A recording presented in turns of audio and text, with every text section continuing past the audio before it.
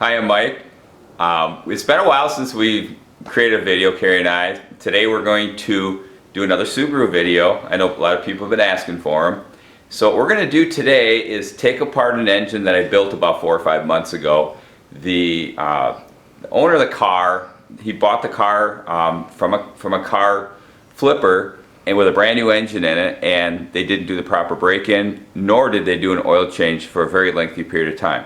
So they ended up with a bearing issue. So we're going to take that engine apart from scratch all the way to the bare bones, and we're going to see what kind of damage they did in 8,000 miles without ever changing the oil or even checking it.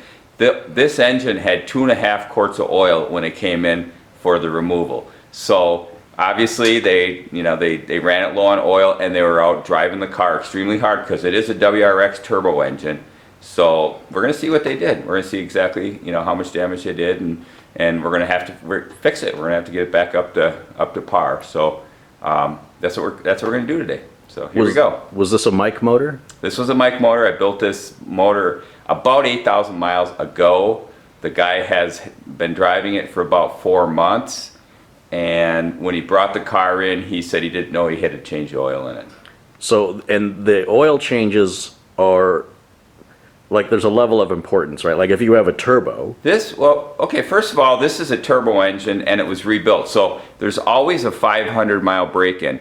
The break-in is extremely important in order to get all the particulates out from the break-in. The piston rings, when the cylinders are honed out, they're left pretty rough, and the piston rings break into the cylinders. So all that metal particulates end up in the oil, suspended in the oil, and so you try to do about a 500-mile oil change to get those particulates out of the oil, start from scratch again, and then make sure that you do your regular 3,000-mile oil changes if you're using a regular conventional 1030 oil. So what we've got here is an engine that has the original break-in oil that should have been changed at 500 miles. And it's got 8,000 miles on it. It's got 8,000 miles on it. An engine no working no more.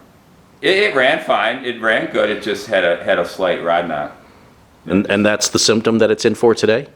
Yeah, I mean you could hear it when you started up cold in the morning, and it would quiet down. So you'd get a little knock, knock, knock, and then quiet down, and then once the engine got to operating temperature and the oil started to thin out, what oil was in it, the oil that was left in it would thin out, and it would create a louder knock. Usually what you end up with is a little bit of mid-range RPM noise, or rod noise at RPMs like 25 to 3,000 RPMs. If you rev it up, you can hear that knock, knock, knock, knock, knock, knock. What are you expecting to find when you open this engine? Probably bearings. The rod bearings will probably be fairly worn. They'll show some good wear on the upper half of the bearing shell. And are you expecting any other damage? It's hard to say. If it just did some bearing wear, if it didn't actually spin a bearing or do anything like that, there shouldn't be any other real serious problems. Just hopefully just polish your crank, put new bearings in it, clean everything up from make sure everything's as clean as it was when we put it together the first time. Okay, so I guess we're going to find out what's hidden behind all those bolts and covers, huh? Come here, Opie. You want to say hi to everybody? Come here, buddy. This is my dog, Opie. Is he a Subaru dog? He is. You want to say hi to the camera? Say hi, everybody. Yeah. Okay. Look how they say people look like their dogs. He's a little camera shy. Yeah. Yeah. You guys don't look anything alike. Are you sure that's your dog? I'm sure. It's not a neighbor's dog? No, not a neighbor's dog. It used to be. Okay, I've got to find a tool or two.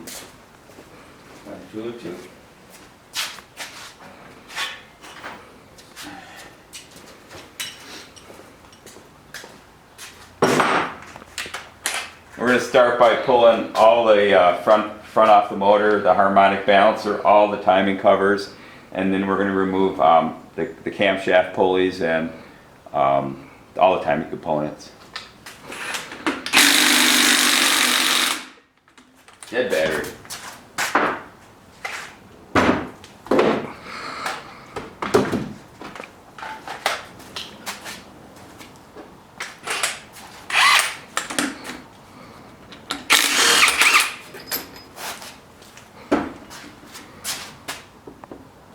Just gonna set all the parts in a box I got sitting right here, so we don't lose them.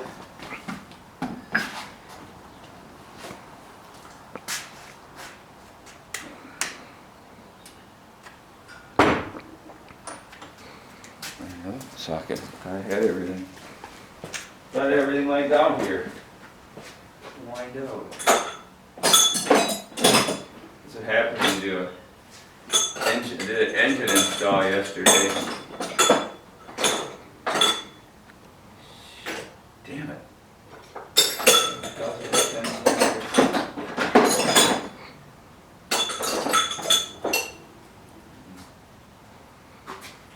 I had everything sitting here. Oh, there it is. I just missed it. So we're going to start by taking these timing covers off. Put all the nuts and bolts in a basket here. Just set that up there.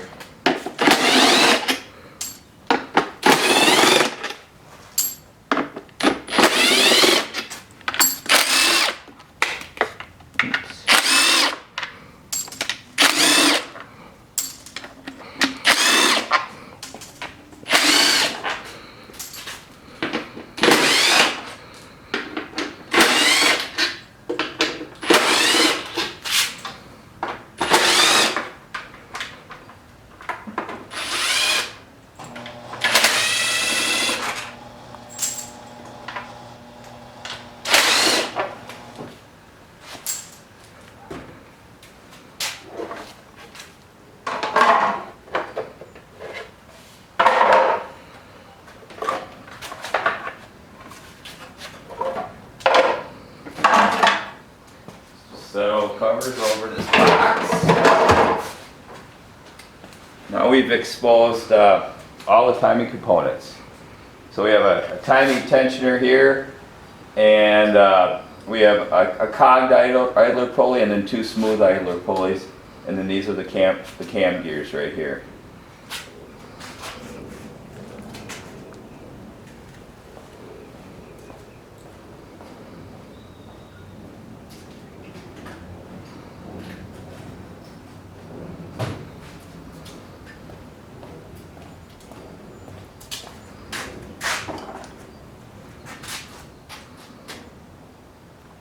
Since these are all brand new timing components, they've only got 8,000 miles on them. We're going to reuse all the parts on the front of this engine.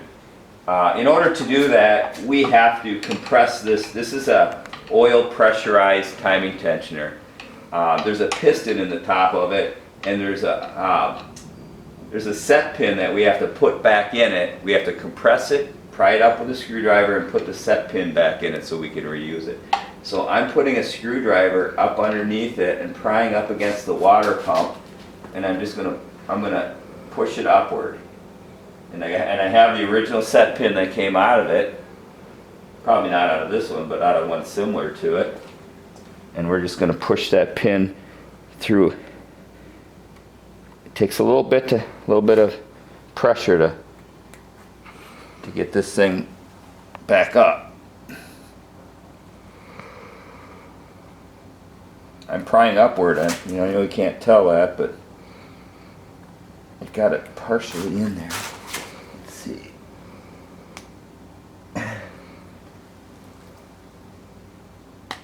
Okay, there it goes. Went in. So the pin's back in, and now let's loosen up the belt significantly.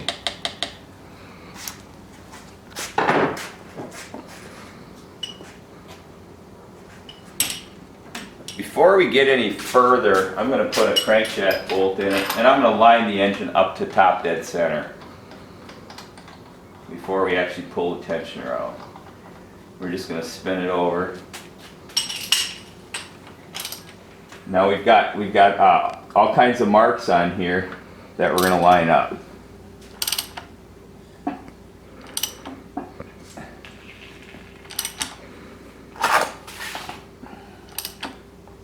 And I could tell that there's bearing damage because it's hard to turn over. This engine should not turn over this hard.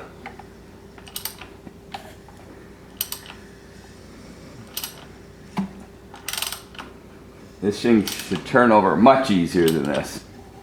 So what I've just done is I've lined up, you can see that there's a timing mark right here, and that timing mark lines up with this notch in the case.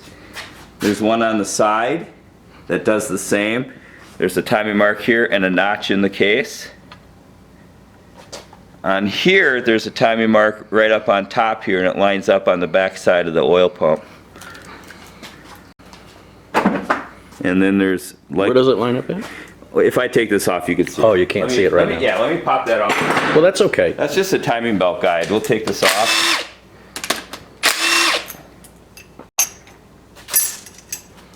And now, you can see there's a mark right here. And there's a notch right here on the front of the oil pump. See this little notch right here? Oh, it's very tiny. Yep, they're very tiny marks. That's those. Well, they're not lined up exactly, but we don't have to have them perfect. We just want to be at close to top dead center, which we're close enough. Okay.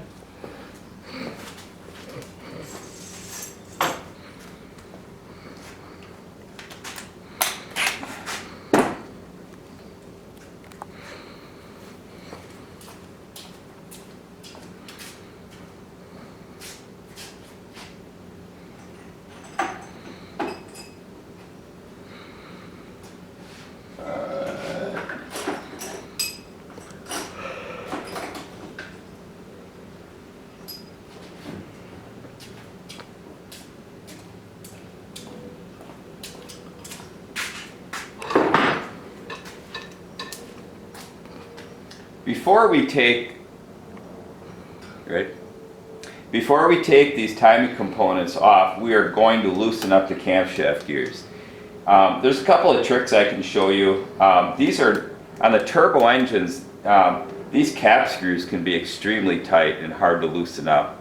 And there's a couple little tricks on how to do that. Before I can actually take these off, I have to, because this is a variable cam timing gear, it has oil supply to it, and there's actually there's an actuator in here that allows it to spin during oil pressure operation. So I'm going to pull these little covers off so you can actually access the cap screw. There's just 3 little small screws that hold this on, and then there's an O-ring behind there that seals it.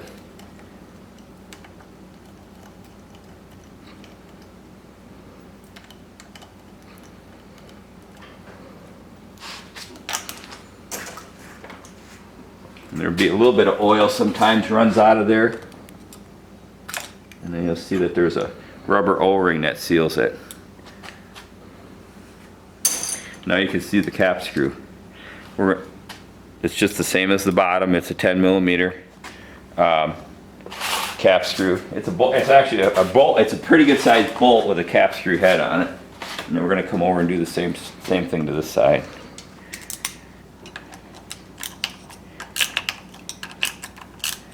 Loosen those up.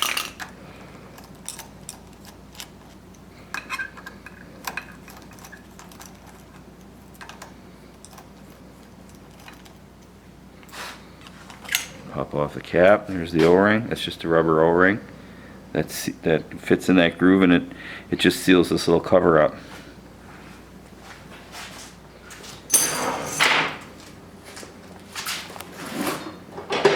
Anytime you want to show something to the camera, please move in slow motion. Like if you're like, there's the O-ring, you give me a minute to...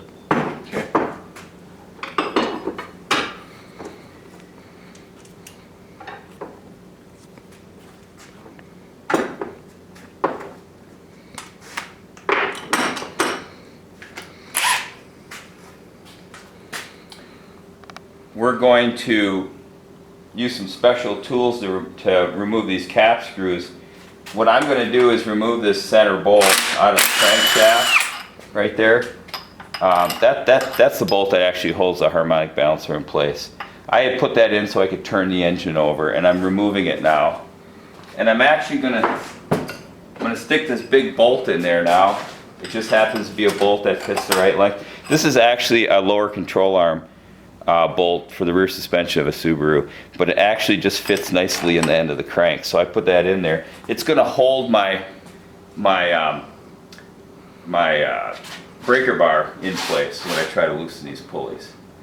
So we're going to be turning these all the nuts, you know, the cap screws have to be turned counterclockwise to loosen them. So I'm going to put this tool right here, and if it may spin up and hit this and stop it. That's my goal. So what I have is a 10 millimeter impact socket and a 10 millimeter. This is actually it's out of a cap screw socket like this, but not an impact one. I just drove it out. So we put that in there, and we're going to loosen this up. And if the I'm going to hold this. See how hard that one loosened up pretty easy. They're only torqued to 70 foot-pounds.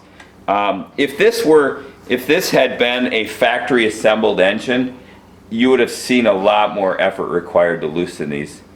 I mean, these bolts sometimes they're so tight they strip out.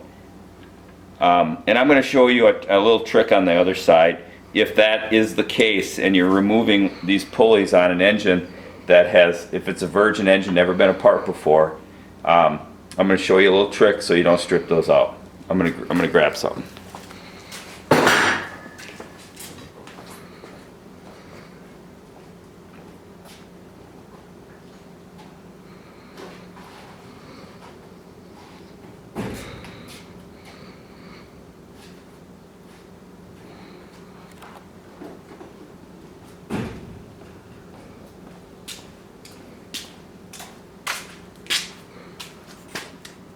So if you're pulling apart a factory assembled engine and you can't get these loose, you can go down to AutoZone or O'Reilly's or any of those places and you can buy valve lapping compound. What this is, it's a liquid abrasive. It's like sand. It's really abrasive if you feel it, but between your fingers. What you do is you put a little bit of this on the end of the bit, like that, and then you put it into the cap screw and tap it in. What that does is fills up any of the gap and creates friction, so when you spin that, it has less tendency of wanting to strip. It actually just provides a better grip. So you just follow the same procedure now. These are company 23 tools. They're made in Wisconsin. Available. They're available online. You can get them on eBay. Or you can buy them. I mean, there's a lot of different sources for these. www.company321.com or 23.com. Go right to their website and buy them. They're actually less expensive on eBay than if you buy them factory direct. So since we're turning this again, I haven't had to bump up against this because they're just not that tight. But if they were, this would probably turn over and hit that. Again, they came loose fairly easy.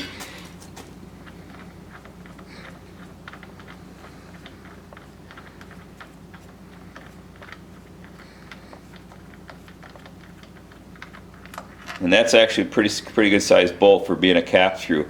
I wish Subaru would have made these with a hex head on them instead of a socket head. Sometimes they're just really, and they're hard to drill out. If you were to strip one, you can fight for hours trying to get one of these bolts out. So be super careful when you do it. The valve lapping compound is a really good trick to get them out. It's not really a trick. Tricks are for kids, not for silly Subaru engine builders.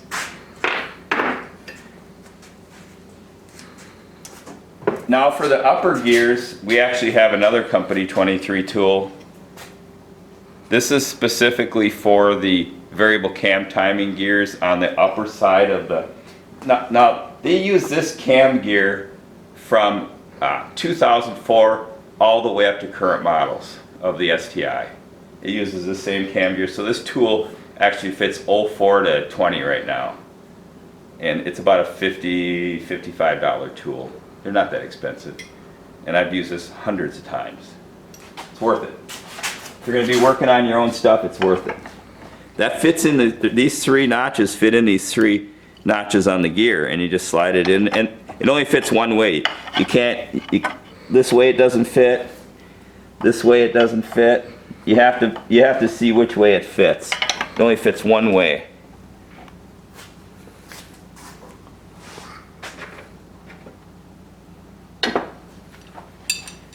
And again, we're going to stick the socket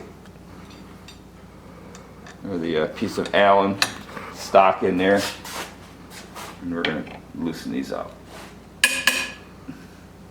Again, not super tight, because these have only been together, like I say, 8,000 miles, so they're not that tight.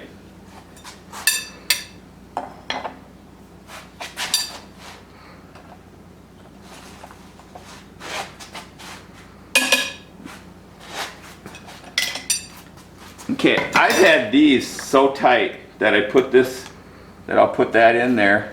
I'll put my tool, my other tool on here, and I'll put a jack handle on it to hold the gear from turning up against here. Well, we have a video where we had to do a little spot welding. We couldn't drill it out because the metal was too hard for the bit. Yep, and we did that on a video where we actually welded a axle nut to this and took it out with an impact. Well, here's a cutaway of that. Does that bring back memories for you? Oh yeah.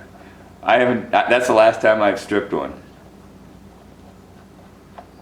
Try not to. It's already labor intensive to build these motors without all that extra hassle.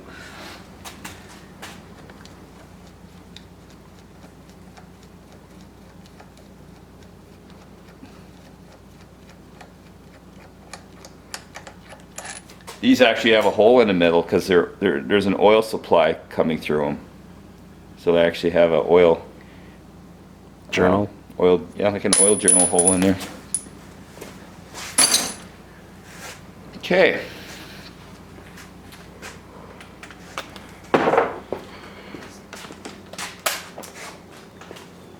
We're now gonna take all the pulleys off. Pull this out. We don't need that in there anymore. We're going to take all these pulleys off.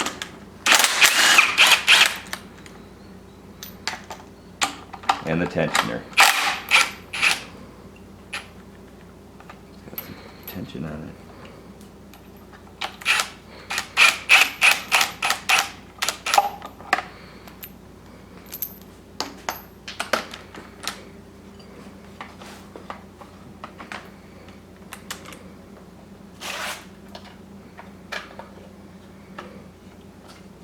Gonna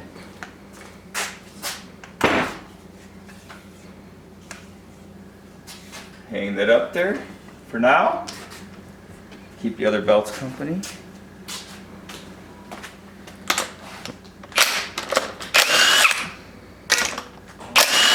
These are just 14 millimeters to pull these all off. All the timing components all use a 14 millimeter head, which is a 10 by 125 bolt actually.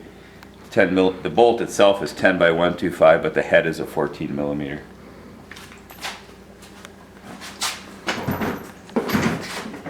Put all that in there.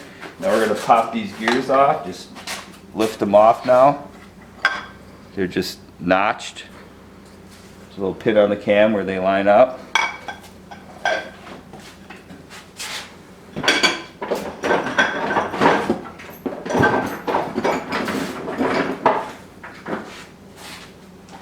Now, the intake cams, the cam gears just slide off. But keep in mind they're full of oil. And they will drain. Oil will run out of them. So I always set them down. I have a rag sitting here that's already soaked with oil, and I just let them drain on there. If you just set them in the box with the rest of the components, you'll have a big oil spot, because they do drain out. It's sitting right there.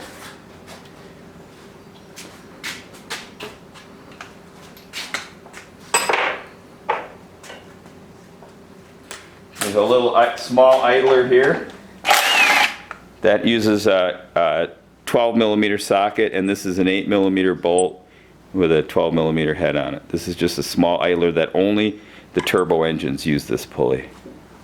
They're the only ones.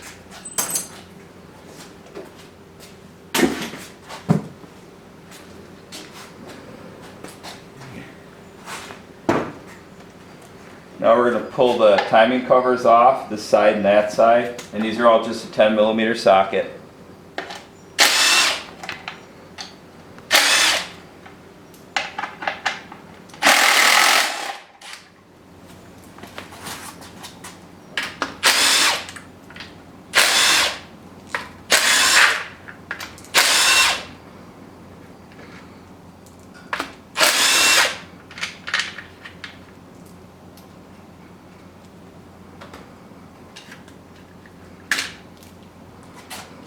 Slides off.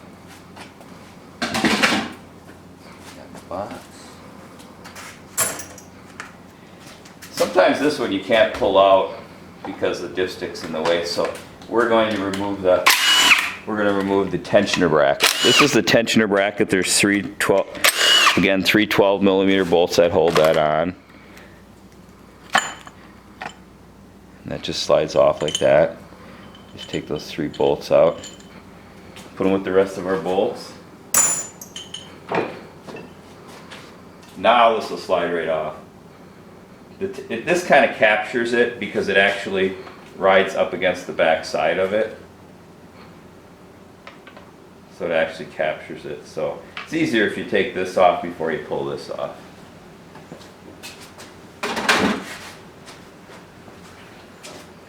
Just pull it. It's going to be a little tough. Now, this is the crankshaft timing pulley. This actually times the crankshaft to the rest of the engine. Now, you don't want to break off any of these little tabs on here. There's little tabs on. I think there's maybe 28 on this gear. You don't want to break those off. So you want to be extremely careful when you pry on this. There's only a couple places you can pry on it where you don't have these vulnerable little tabs.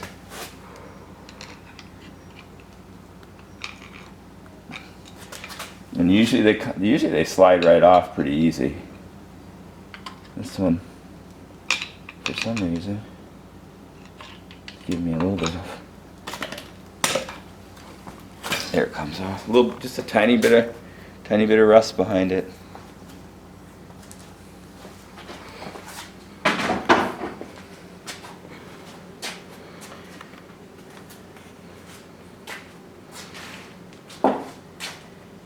So now we've exposed the front of the engine, and we're just going to keep taking parts off of it.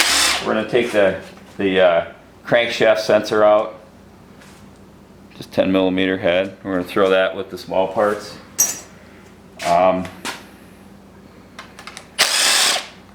Dipstick bolt, just took the dipstick bolt out. I'm going to start taking little bolts out. This is the bolt for the hydraulic actuator for the variable cam timing. It's electrically operated, and it tells the cam gear when to, just based on oil pressure, it tells the cam gear when to advance and retard. It's all based on oil pressure. There's another one on this side. Take that one out. Then we're also gonna take these are camshaft sensors, and only the turbo engines have these. There's just an O-ring on there. There's one on each side. Take those out.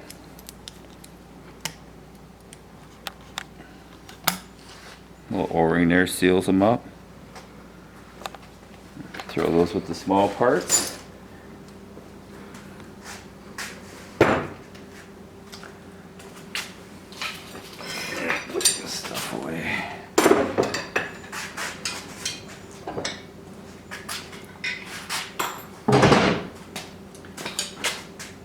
And then these variable cam actuators, you can just get a screwdriver right here and just kind of pry it back because there's an O-ring in there that seals it, and they'll pry back pretty easy if you. Now you can see it just relieved pressure, and now this is starting to leak. See that?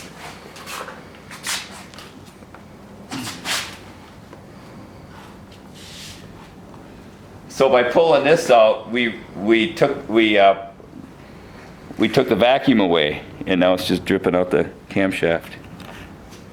And it's really dirty oil. That oil does not look good.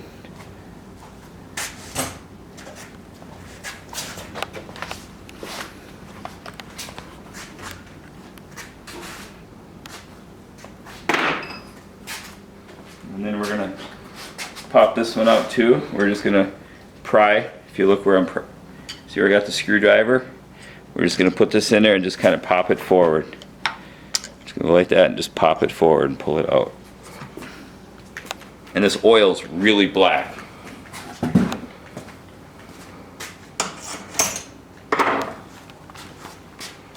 Yep, now that side's leaking. Let's throw a little dirty rag underneath there. Capture that oil. So we're just going to keep taking the pieces off the front of it till the front of it's bare. So these are oil supply lines for the variable cam timing. This is a direct oil port right here, and it actually supplies oil pressure to the variable cam solenoid. And you have the same thing on that side. This is a direct oil supply oil port, and it just provides oil pressure to that variable cam solenoid. So we're going to pop those lines off right now. There's just a little 10mm retaining bolt right there that holds that line onto the head.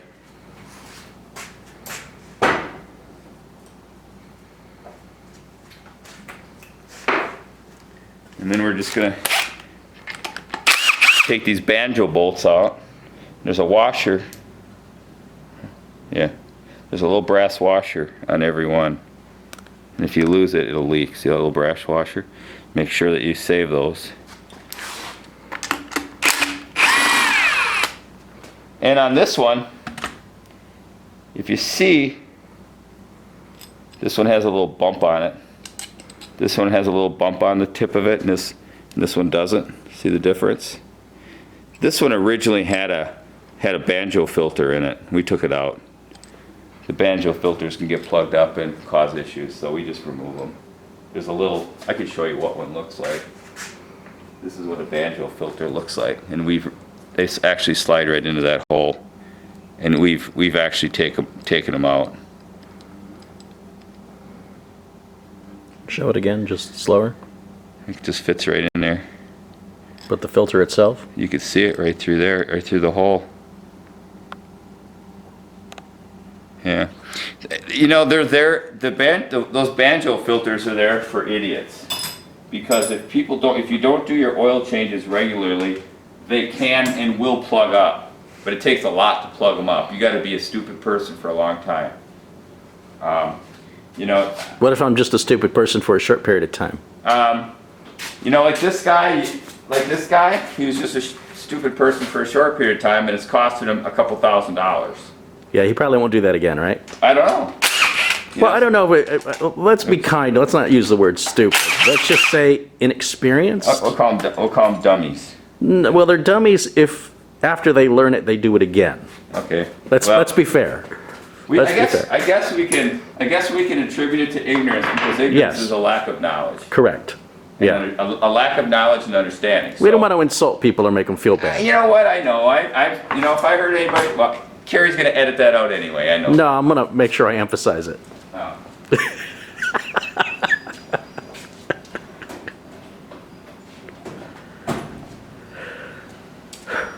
You know, the one thing I don't understand is if you're going to operate a vehicle, it's like one of your biggest investments. If you're going to operate a vehicle and drive it every day, you need to maintain it. What if it's a Tesla? Put it this way, it's like a marriage. If you don't take your wife out to dinner once in a while, take her to a movie, show her the appreciation that you have for her, you know, the relationship is going to die out and somebody's going to wander off. That's just the way it works. Cars the same way. If you don't take good care of your car, it's going to end up in the junkyard. And I buy lots of cars that end up in a junkyard, and I fix them. And then I treat them like my. I'm not going to ask where you met your wife. Not a junkyard. I have a very high quality wife. No, she was at a. She was. I think I met her at. What was the name of that place called? Well, you're not off to a good start. Oh, Dillard's. You met her at Dillard's. How romantic. No, I'm gonna pull the oil dipstick out. Just pull that out. There's a couple O-rings on there that seal that. The O-ring is black. The O-ring is orange. I probably replaced one with a black one, but there's two on there. Okay. We are going to remove the, this is the water supply line from the water pump up to the heater core, and it also supplies water to the throttle body for cold start operation. And it also supplies water, and it goes all the way across, and it goes up to the coolant recovery tank for the turbo. So, but we're going to remove this line right now. That'll be the next thing. Get that out of the way. There's a screw, a 10mm bolt up front. That the newer ones don't have this. If you get something like 2011 and newer, they don't have this little bracket. They got rid of it. But there's just 3 bolts that hold that in place. And then we're going to just remove these 2 hose clamps, slide them off to the side. We're going to kind of break these loose real nicely without ripping them. Just grab it and spin it a little bit and loosen it up.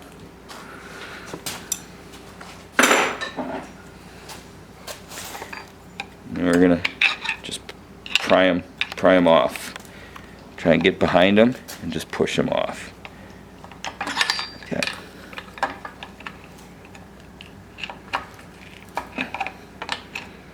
Maybe a little water will come out. Nope. So that's all. That just comes off as an assembly.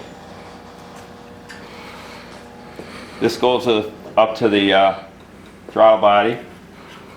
Like I say, this goes over to the coolant recovery tank for the turbo on the other side of the engine.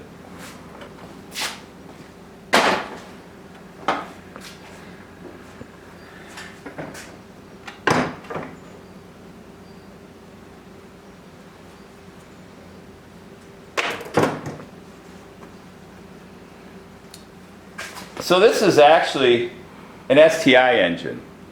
This is an STI engine because it has an oil cooler on it, and it was built after '06. After in '06 and newer, they got rid of the oil cooler on it. So this is actually an STI engine. I didn't pull it out. I didn't even sell the engine. I supplied it to one of my customers who actually sold the engine repair and the installation. So, you know, the customer understands that this is a lack of service issue, so that he understands he's going to have to pay to get it repaired. We're going to be easy on him. You built the engine, you did not install it. Exactly. I built it for my customer, who in turn. And your customer installed it and sold the car. No, my customer actually, my customer sold it to a gentleman who buys cars at the auction. He bought this car broken at the auction. My customer's customer bought this car at an auction broken. And then in turn had my buddy Larry pulled the motor out and had me rebuild it. Now, when he got the car back after the engine repair was done, the guy sold the car immediately. He didn't, you know, he's a car flipper. He doesn't keep these cars around. So he didn't even have the car long enough to do the break-in oil change. When he sold the car to the young guy that bought the car, there was not enough information exchanged. He didn't tell the guy that, hey, you need to get the oil changed at 500 miles and you need to do 3,000 mile subsequent oil changes. For some reason, there was a total breakdown of communication and those important issues weren't handled. And here we are. subsequently, here we are, and we're gonna fix it, you know, at a cost. So Well, it's not your fault. no, it's not my fault. I feel bad about it. You know, I feel bad that he just didn't get the correct information. This is just a little bolt that holds the oil cooler line to the oil pump. So I'm taking that out, and now I'm gonna disconnect this oil feed line to the oil cooler. This little line right here.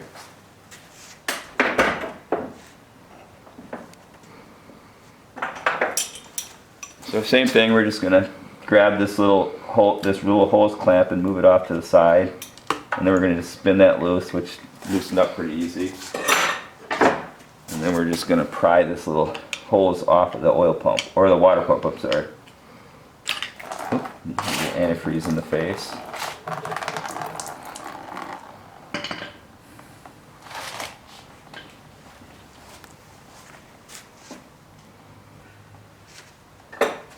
Now we're just going to remove the water pump bolts. There's 6 of them. 6 of these bolts.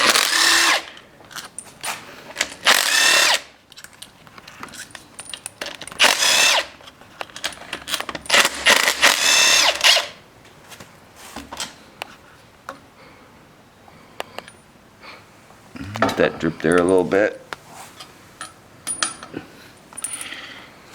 This has a Subaru metal gasket.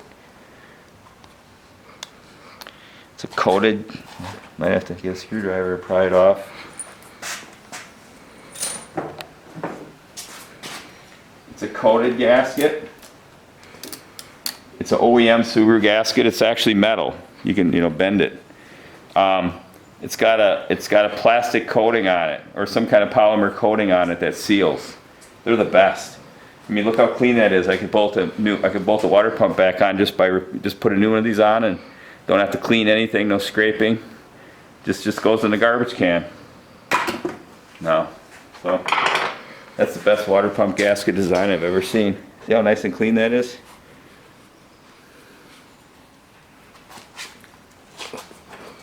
This is an elbow. This is a breather elbow. This elbow actually goes to a line that goes from this valve cover to valve cover. So this is just a breather line that sucks out. It's a crankcase ventilation breather line. And if you're working on an older car, this is going to be hard as a rock. Because this engine is not very old, the hose is still soft and supple. But if this engine was, had never been apart before, this would be hard as a rock. You have to break it to get it off. And they're $8 at Subaru. That's the only place you can get this hose at Subaru.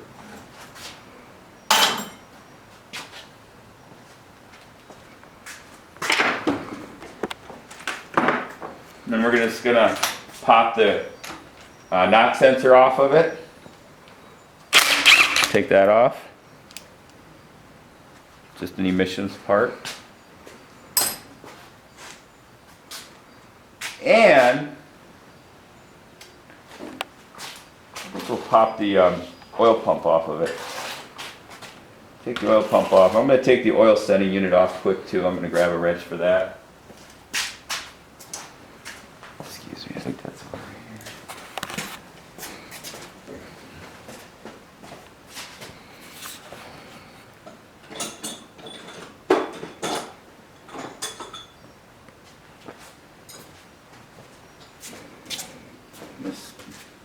How's this going? So far so good. We're 45 minutes in. Yeah. So it's a 17 millimeter open end wrench to pop this oil sending unit off. Just turns counterclockwise.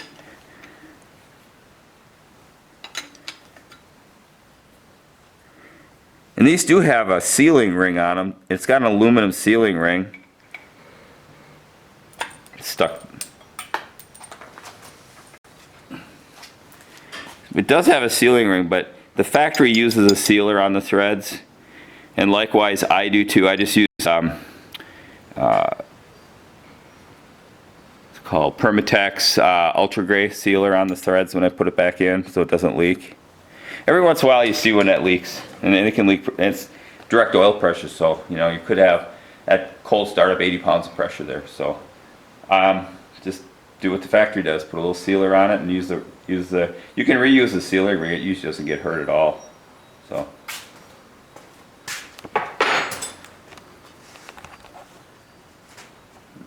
Now this has a 11 millimeter late model STI oil pump on it. This is actually a high volume, high pressure pump.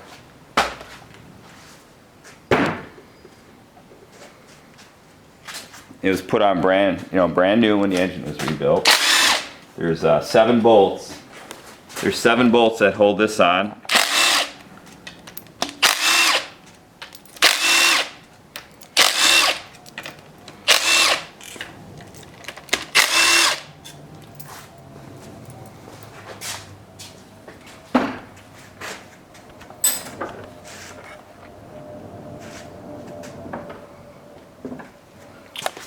And then there's a couple good pry points right behind it. Right here is a good one.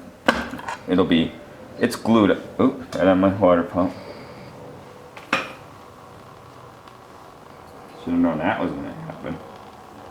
Set that over here. Let it drain off.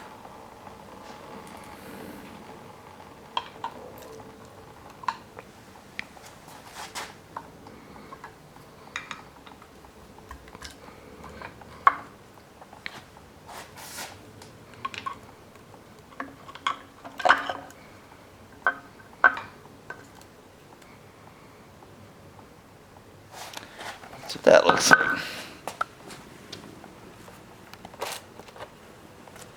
Very dirty oil. What the little bit of oil that's in it is nasty.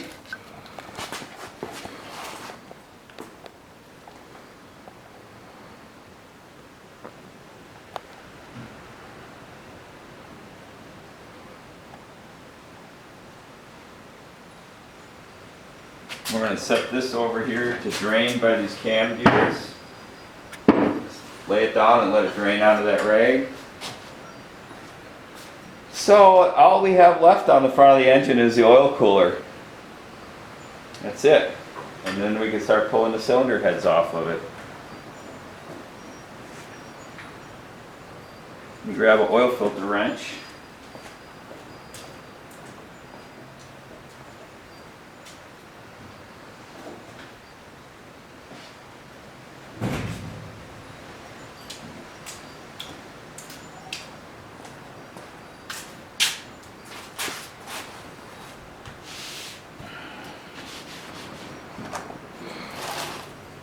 Now a little trick, if your oil filter wrench doesn't fit it like this, just take a rag and fold it into four ways. Slide it up over the filter. Put your wrench back on there, and it'll turn it right out. Get it loose. It's a nice little trick if your filter wrench doesn't quite fit tight enough. And this is the oil filter I put on it when it was new. So I know the oil hasn't been changed in 4 or 5 months.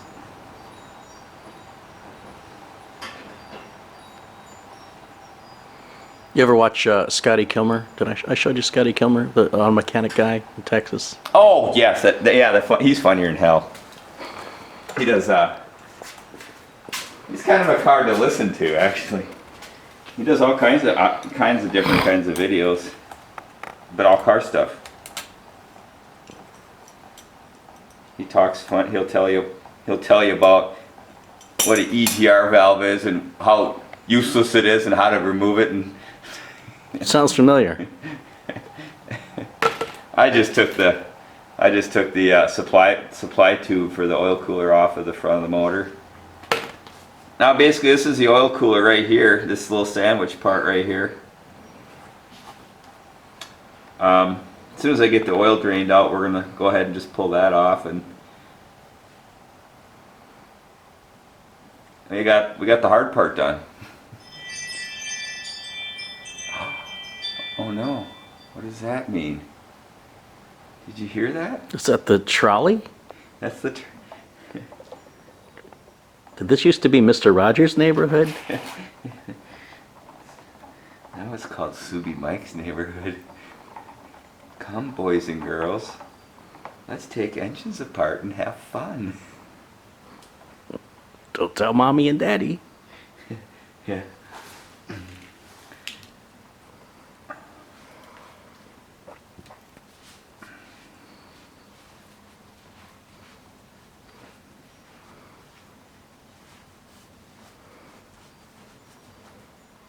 I'm gonna spin the engine. People are fascinated how you do this work without getting dirty. Oh, sorry. I'm gonna tilt that so I can get at the. There's another water line. There's another water line, and now there's a bunch of bolts that hold that oil cooler on.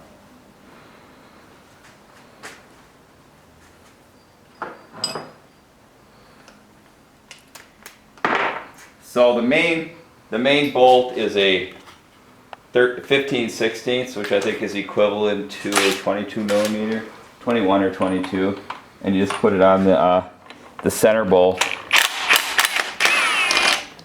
and you remove. Maybe a little water come out because this is a water supply line. This is the in and this is the out, and then you have, and then of course there's oil inside it too. You're using coolant to actually cool the oil because it goes through the radiator and then it goes through here, and the engine oil actually operates at a much higher temperature than coolant.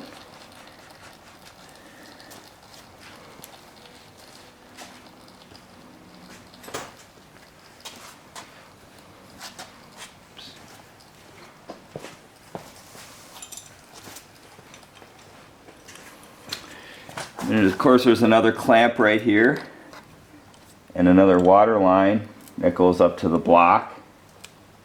We crack that loose and then pull that out, and that's the oil cooler. There's a O-ring, there's a silicone rubber O-ring that seals up against the housing for it, and now we're gonna have to remove that housing too. That housing has to come off, and there's actually a multitude of O-rings in this oil cooler. Set this over here by the other stuff.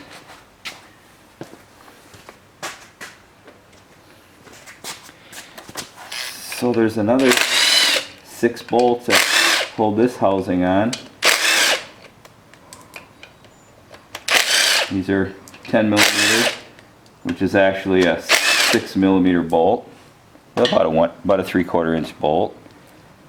And then this actually pries off of the, there's a steel housing behind it, and then there's an O-ring right here, there's an O-ring right here, and there's another O-ring behind this. There's actually four separate O-rings for this particular oil cooler, this style oil cooler.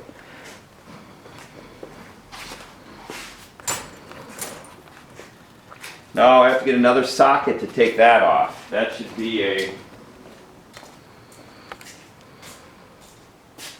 oh, what is that? That is a 13, 21? Can't remember. 21 millimeter? 21 millimeter.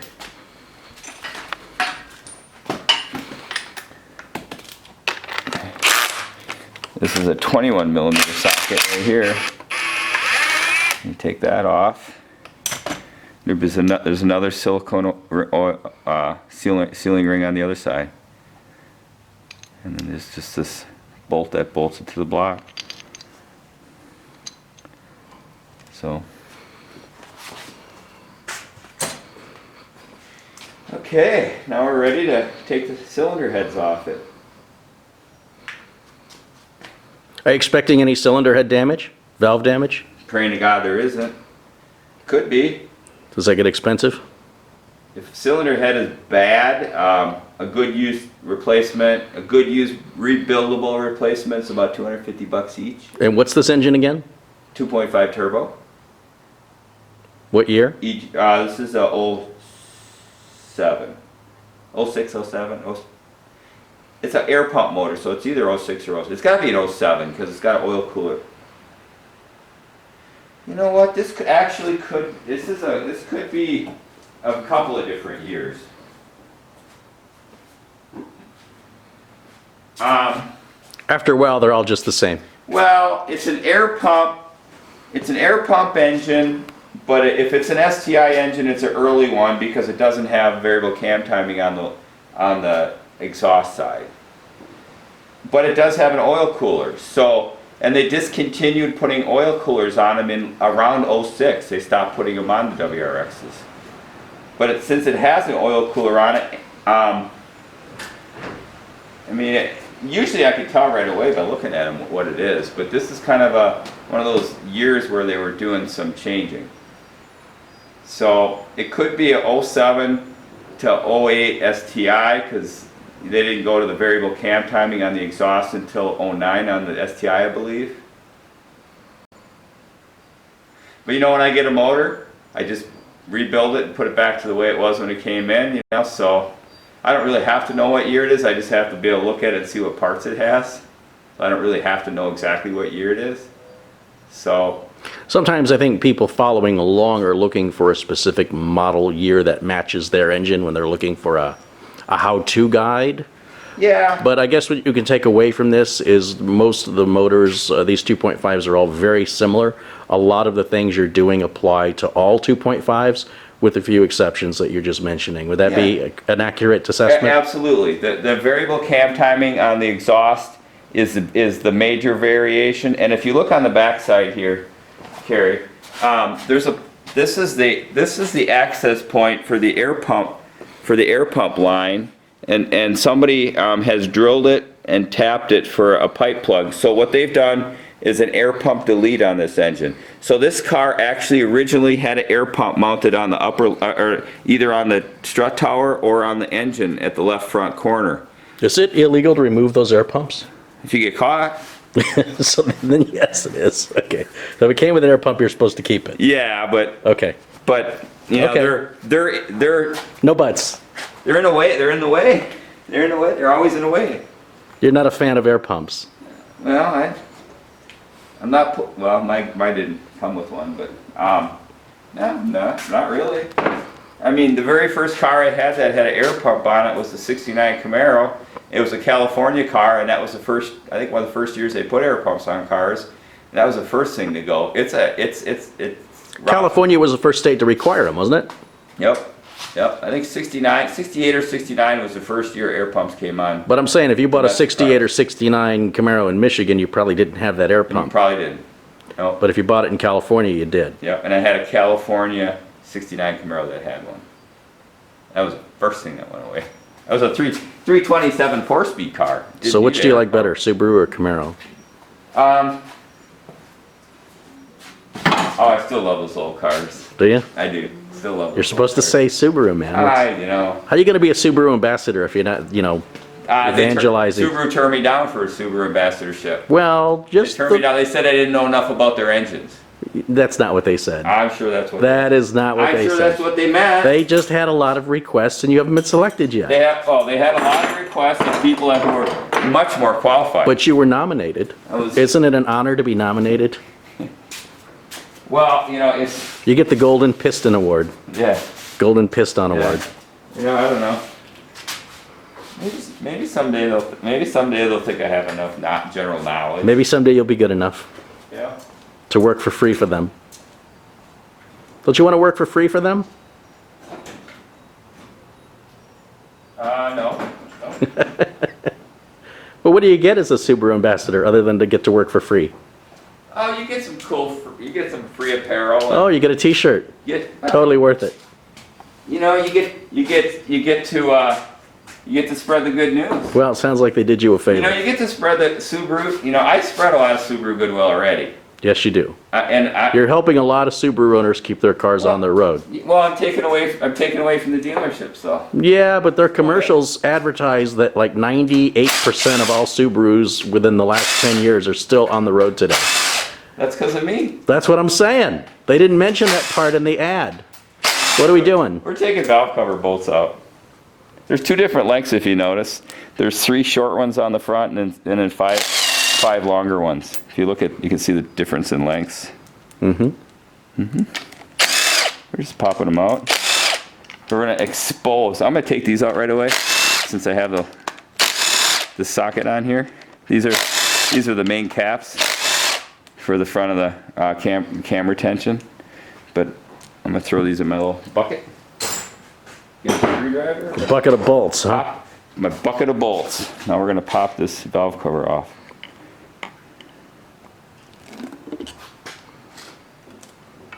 Oh, what do we see? Ooh, look at that. How's it looking? It's hard to tell so far. Looks pretty good so far. Yeah, I don't see anything terrible. Nothing funny. Nothing obvious. Nothing funny.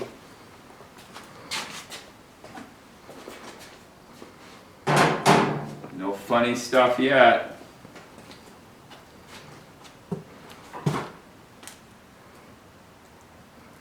Are there ever gaskets you reuse? Not really. Nah, try not to. Out of desperation, maybe once I did.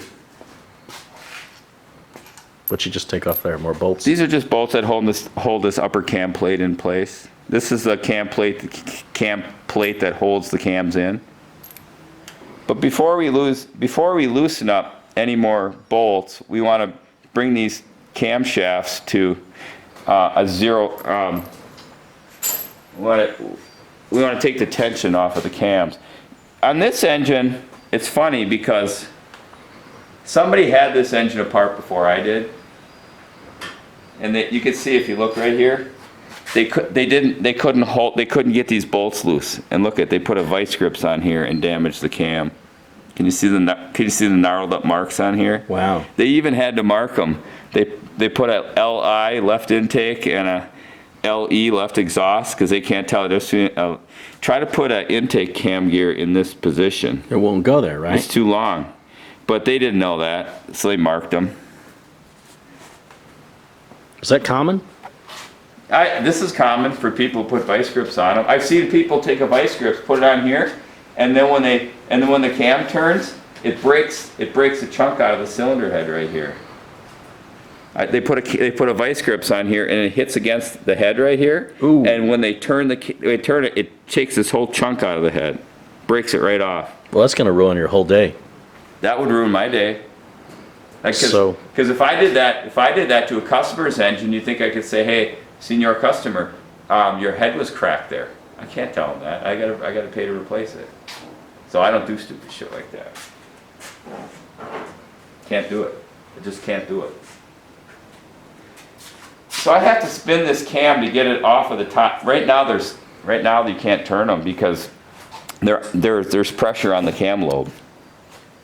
They're actually pushed on against the springs. So I have to spin those. So what I'm going to do is I'm going to take a cam gear and slide it back in place.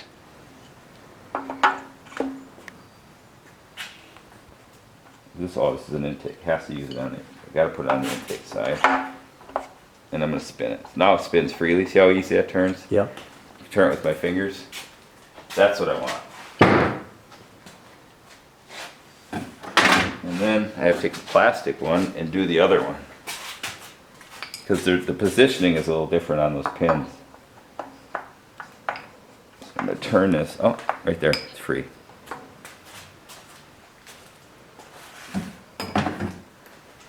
So now that I got those turning freely, I could take those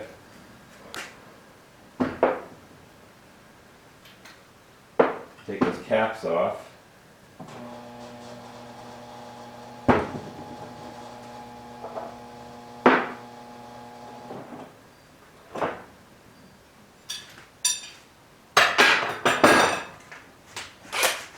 Now, I want to make you aware of the fact that these can be very, very tight. If it's a factory installed, a factory built engine, these can be very tight and you could strip the heads on these super easy. I use only an impact socket on them, and when I go to loosen them, What size is that? it's a 10 millimeter. It's a very hard bolt. It's a 10 millimeter bolt. So when I loosen them up, I put a 10 millimeter impact socket. When I put it on there, I put lots of downward pressure on it, and I'm very careful about loosening them up. I have stripped them, and then you have to drill the head off with a good quality drill bit.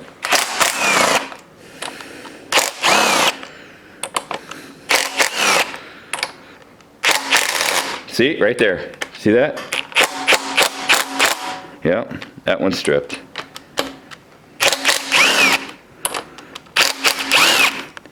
That one started to strip already. Now we gotta see if we, and I'm using an impact socket on them. There's always one. Yeah, every once in a while you get one that's, I'm gonna try a different socket and see if I can get it loose. Got it loose, but now what? You know where that goes? Right here. It's damaged, huh? Damaged. Put a new one in. Lucky we got it out without having to drill it. But these bolts can be very, very tight.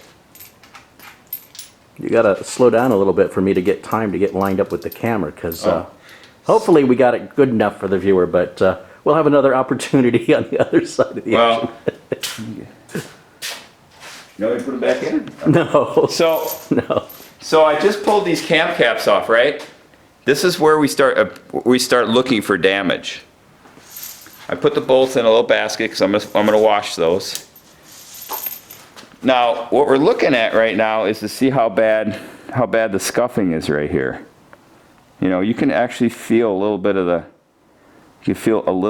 metal scuffing. That's where metal has gone through there and dug into the aluminum, and you can feel it's a little bit rough. You could hear it? Yeah. Can you hear that? You think the camera will be able to hear it? Well, if you don't talk over it. Okay. ASMR. So we have a little bit of damage. Don't know how much yet. Is that bad enough that it has to be I replaced? can sand those out. I Okay. can take 500 grit sandpaper and sand them out real nice and smooth. I do that all the time because this is a So that's no big deal. not yet. Okay.